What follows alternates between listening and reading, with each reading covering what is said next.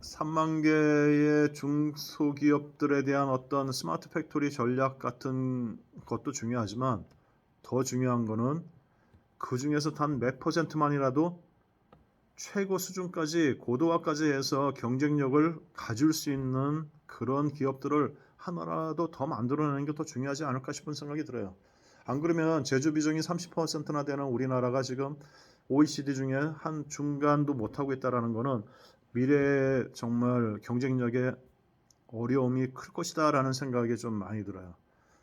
솔직히 경쟁력 우위에 있다는 거 그게 어떤 거냐면 자꾸만 아직까지 우리 국내에서는 어떤 생각하냐면 자동화, 무인화를 통해서 사람을 줄여서 원가를 경쟁력으로 이렇게 원가 경쟁력으로 가져가려고 하는데 그거는 과거부터 해오던 아주 구시대 방법이고 지금 시대에는 어떤 게 필요하냐면 경쟁 우위에 서서 경쟁사를 물리치고 우리 기업이 어떻게 더 확장해서 더 많은 사람을 품어야 된다라는 그런 쪽으로 우리는 비전을 가지고 가야 되는 게 지금 4차 산업이고 그 다음에 스마트 팩토리의 비전이 될 수 있는 거거든요. 그래서 그런 쪽으로 지금 계속적으로 약간 변하고는 있긴 있지만 아직까지 우리는 구태연한 과거의 그런 것들을 계속 얘기하고 있더라라는 거예요. 그리고 또 한 가지 국내 기업이 1985년부터 95년 사이 그 10년 사이에 건설 붐을 이뤘어요. 굉장히 많은 공장들이 세워지고 굉장히 많은 인력들이 그 공장을 일자리로 취업이 됐었어요. 그런데 그 시점에 들어왔던 사람들이 앞으로 10년, 2030년까지 약간 산업별로 좀 다르지만 한 65에서 75가 싹 퇴직을 하게 돼요. 그렇다면 어떻게 되겠어요? 갑자기 우리는 경쟁력을 갖고 있는 역량이 순간적으로 절벽으로 떨어질 수 있는 그런 시대예요. 인구 절벽 지금 얘기하고 있지만 경쟁력에 대한 역량도 절벽으로 떨어질 수 있어요. 신입사원으로 대체하면 되지 않겠냐라고 얘기하지만 3, 40년 된 경력을 과연 1, 2년 된 신입사원으로 대체해가지고 어느 정도 되겠어요. 그래서 1, 2년 된 그 신입사원으로 대체할 수 있게 하기 위해서는 지금 스마트 팩토리가 무엇을 해야 되느냐?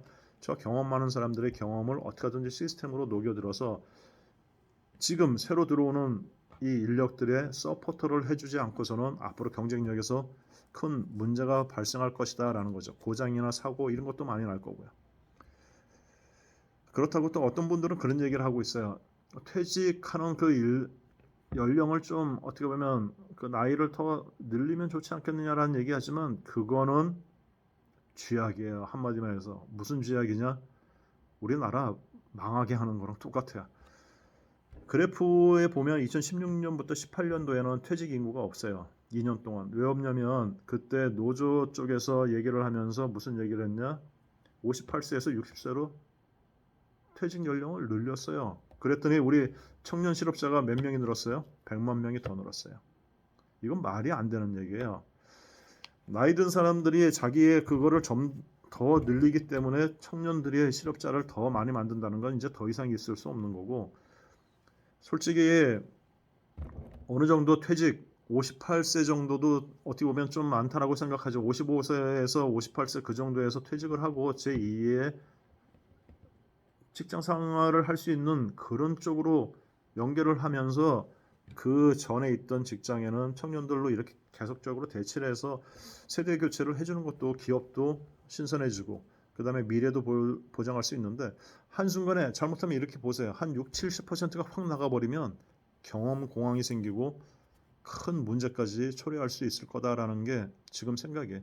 그래서 과연 어떻게 저거를 대체할까? 그래서 좀 미래적인 비전으로 미래적인 그 시각으로 스마트 팩토리나 4차 산업을 해줘야 되는데 너무 우리는 단기적인 추진을 많이 하고 있더라라는 거를 말씀드리고 있어요. 그러면 이제 추진